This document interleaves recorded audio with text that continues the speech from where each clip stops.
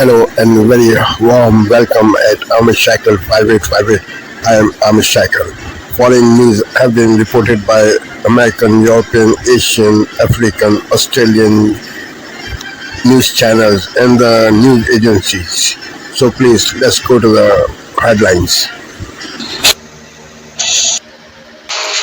Tonight, two major aviation stories breaking as we come on the air. The announcement today that 10% of flights will be cut at large airports across the country due to the shutdown, and the death toll rising in that UPS plane crash in Kentucky. The drastic action by the FAA set to cut flights by 10% at major airports due to the shutdown and staffing. What it means if you have a flight booked, plus disturbing new dashcam video of the moment of impact for that UPS plane, the massive explosion that killed at least 11, including a child. Its path of destruction a half mile long, and the images investigators are now poring over. The plane on fire during takeoff, and what appears to be a burnt-out engine left behind. The new terror arrest, the suspects captured, accused of trying to join ISIS. One of them, the son of an American poet, and the Halloween weekend plot they're connected to. Democratic sweep. President Trump blaming the shutdown for the string of Republican losses last night, as our reporter presses Zoran Mamdani on how he'll make his agenda a reality. The vicious typhoon tearing through the Philippines. Dozens killed, homes washed away, residents stranded on rooftops. The shocking video, Mexico's female president groped while out in public. She's pressing charges tonight. The urgent search for a missing 9-year-old girl, spotted in surveillance images wearing a wig and a disguise with her mother. Why did her mom switch out license plates on their car? And new details on how Tom Brady cloned his late dogs. Well, one of the scientists that helped do it told me about how much it costs if you wanted to replicate your pet. Nightly News starts right now. This is NBC Nightly News with Tom.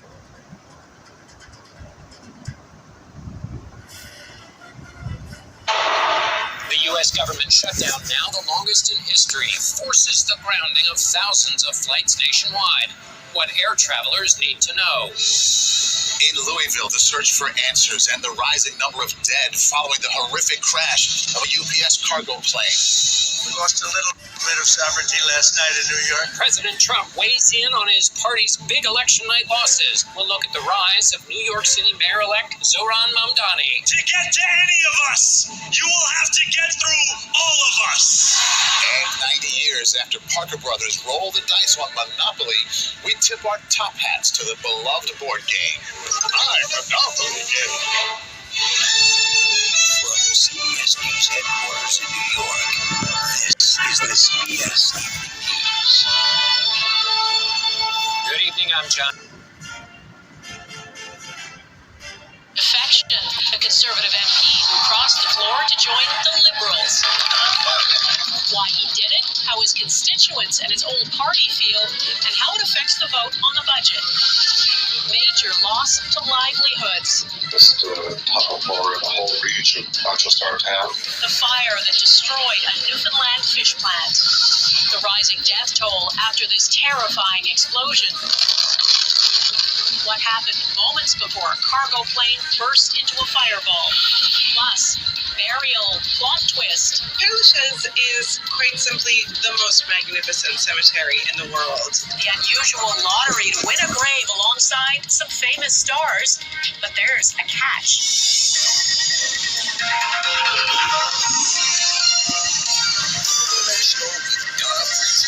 Good evening and thanks for joining us. We begin with political drama in the House of Commons. An MP from Nova Scotia who was elected in April as a Conservative is tonight sitting as a Liberal. Chris D'Entremont says he switched parties because of Conservative leader Pierre Poilievre's leadership. I didn't find I was represented there. That my ideals of an Easterner, of a red Tory. Quite honestly, of trying to find ways to find solutions and help your community rather than trying to oppose everything that's happening. And I think that's the opportunity that's being offered by Prime Minister Carney. And he claims there are other Conservative MPs who are considering crossing the floor. If that is true, Liberal Prime Minister Mark Carney could end up with a majority government without having to hold another federal election. David Aiken begins our coverage tonight. A coup for Mark Carney. Former Conservative Chris D'Entremont was welcomed into the Liberal caucus, literally with open arms. That welcome followed an early morning press conference with the Prime Minister, where D'Entremont was asked, why did he do it? I wasn't feeling that I was aligned with the ideals of what the leader of the opposition had been talking about. The Liberals now have 170 votes in favor of their budget.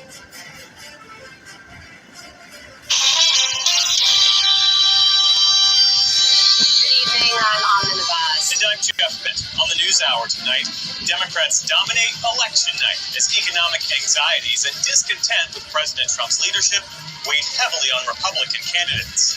The Supreme Court hears arguments in a case questioning whether the president overstepped his authority when he imposed tariffs on nearly every country in the world. And it's now the longest government shutdown in U.S. history. Tonight, we speak with House Democratic leader Hakeem Jeffries about why Washington remains at an impasse. People are suffering all across the country. We need a bipartisan path forward to reopening the government.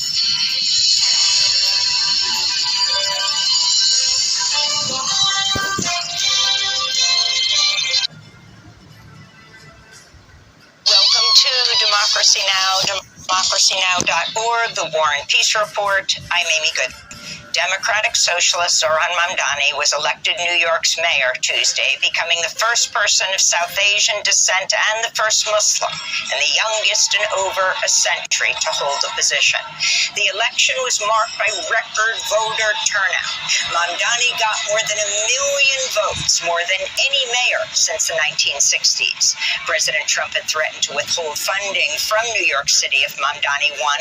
On election day, Trump even posted any Jewish person who votes for Mamdani is stupid. Last night at his victory party in Brooklyn, Mamdani directly addressed President Trump. This is not only how we stop Trump, it's how we stop the next one. So Donald Trump, since I know you're watching, I have 4 words for you. Turn the volume up. New York will remain a city of immigrants, a city built by immigrants.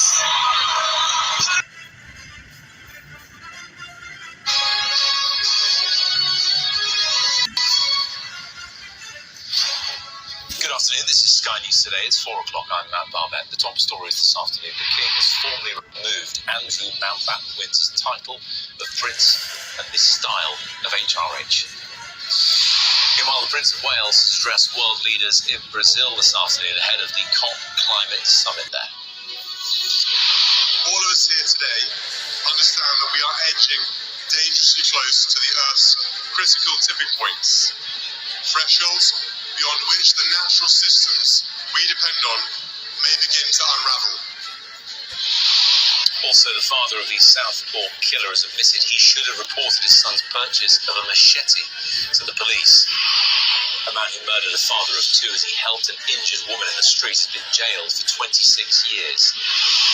Plus, a prisoner who was mistakenly released from Wandsworth Prison has handed himself in, but a second freed prisoner is still at large. The Justice Secretary says the spike in mistakes is unacceptable.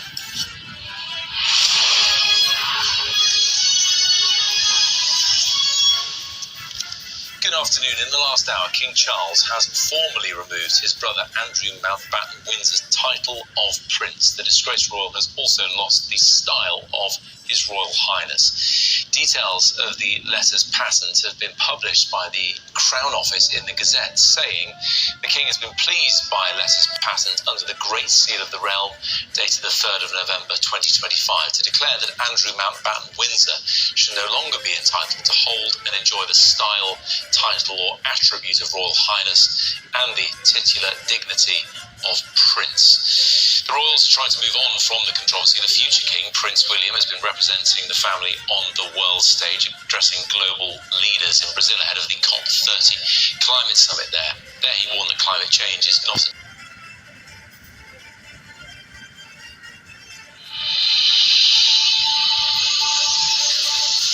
Tonight, 4 bodies found after a house fire in central Queensland, while 2 people managed to escape.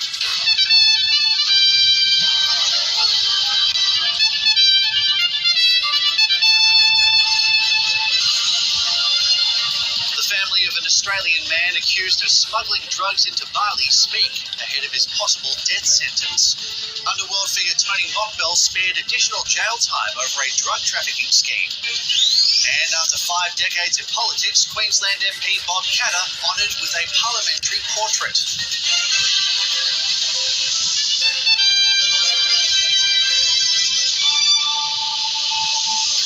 Good evening, Manny Tsigas with ABC News, coming to you from the land of the Wurundjeri people. 4 people have died in a house fire in central Queensland.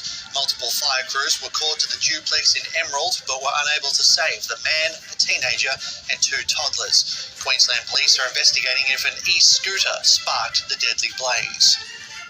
A small community. This is Asia Tonight. Good evening, I'm Jill Newbrunner, and here are tonight's top stories. World leaders gather in Brazil for the 30th UN climate talks, but a no-show for leaders of 4 of the 5 most polluting economies, raising concerns over global cooperation in the race to net zero. A state of calamity declared in the Philippines 2 days after Typhoon Kalnegi's departure. The storm is the deadliest to hit the country this year and is now en route to Vietnam. The White House hosts leaders of 5 Central Asian nations as Washington jostles for influence in the resource-rich region with traditionally close ties to Russia and China. Controversy in Indonesia over the government's plan to name late strongman President Suharto a national hero. France calls on the European Union to sanction Asian e-commerce giant Shein following furore over the sale of sex dolls and weapons on its website.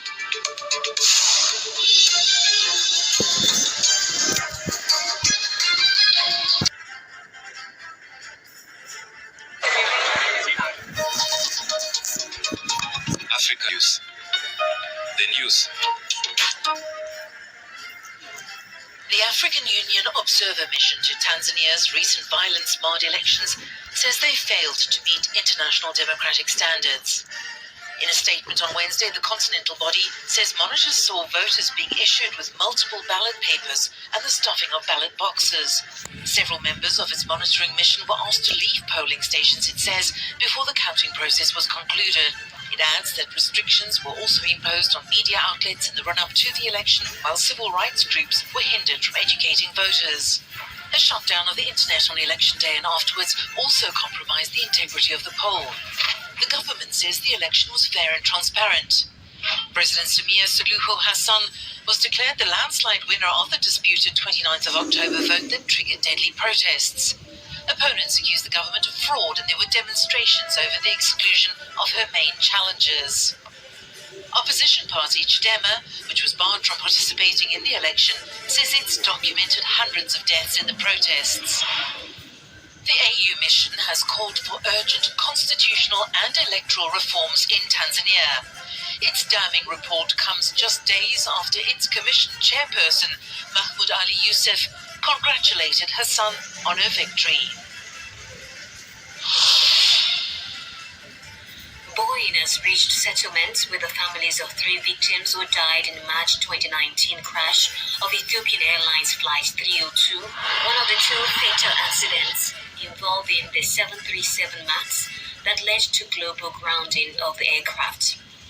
The settlement relates to the deaths of 3 passengers, which ties to Kenya Messi Ngami Ndovo, Abdul Jalil Kouad Hussein, and Nasruddin Mohammed. The families were represented by Chicago-based attorney Robert Clifford. Details of the settlement agreement have not been made public. The Boeing has now resolved the majority of civil lawsuits linked to the two 737 MAX crashes, which together claimed 346 lives.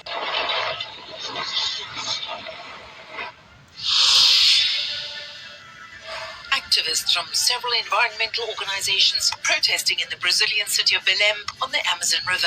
Ahead of the 30th edition of the annual United Nations Climate Change Summit, they're highlighting slow progress, saying the clock is ticking for the planet. They're calling on delegates to COP30, which gets underway in the city in a few days' time, to take greater action to combat climate.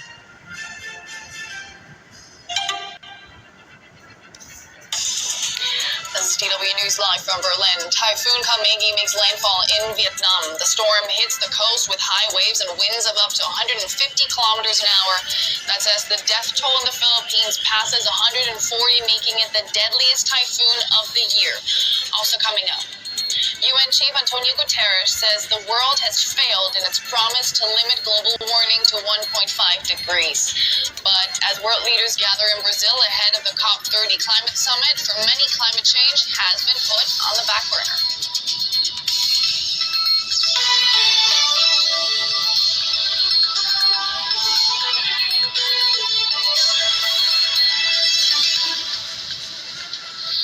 Welcome to the show. I'm Nicole Fröhlich. Typhoon Kamegi has made France 24.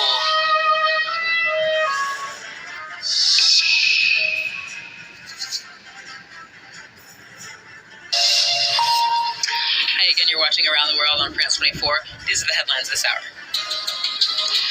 World leaders gather in the Brazilian city of Belém for the COP30 climate summit. The main goal this time around, less to set new ambitious targets and more to produce commitments to support objectives already laid out at previous meetings.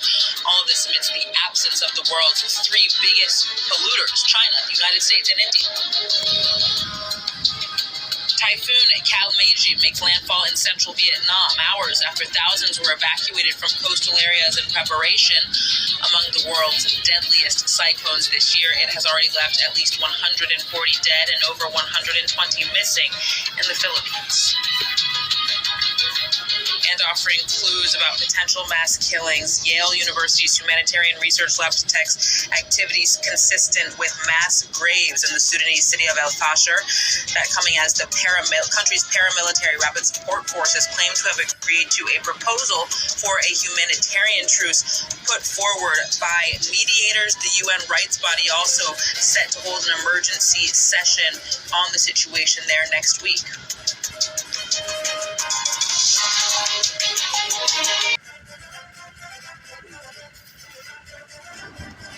Tonight, the images of the fireball after that plane crash in Louisville. Tonight, authorities calling these images apocalyptic. At least 12 dead now. They've piled among the dead. The UPS plane crashing as it was taking off. We've now learned the left engine was on fire and then fell off the plane. The jet slamming into a plant and a warehouse. Did everybody make it out? No. What do you mean no? No! What authorities are now saying tonight. Also breaking tonight, the government shut down and now thousands of flights here in the U.S. are about to be canceled. Day 36 now, the longest shutdown in U.S. history, breaking the record set during the first Trump administration. And tonight, air traffic will now be reduced by 10% into 40 major airports. When this starts, thousands of flights set to be canceled and what we know so far. Tonight, President Trump responding to the results on election night. The new mayor of New York City, the new governors in New Jersey and Virginia. All wins for the Democrats. Voters saying it is all about the economy, affordability, the cost of living, and the direction of the country. And what the president is now saying tonight. This evening, the disturbing images of the president of Mexico, the first woman president in that country, being groped in public. Tonight, she says she will press charges, and she explains her reasons why. Here in the U.S., protests erupt after a high school student accused of rape and strangulation will now avoid prison time. The new turn tonight in the alleged Halloween terror plot. ABC News learning 3 more suspects in custody, and images of a man allegedly conducting surveillance at an amusement park. Former NFL star Tom Brady says says he has cloned his beloved dog, who died 2 years ago. Brady is an investor in the company that has now cloned his dog, what we've learned. And the winds and the first real taste of winter. Lee Goldberg standing by with the cold temperatures hit across much of this country.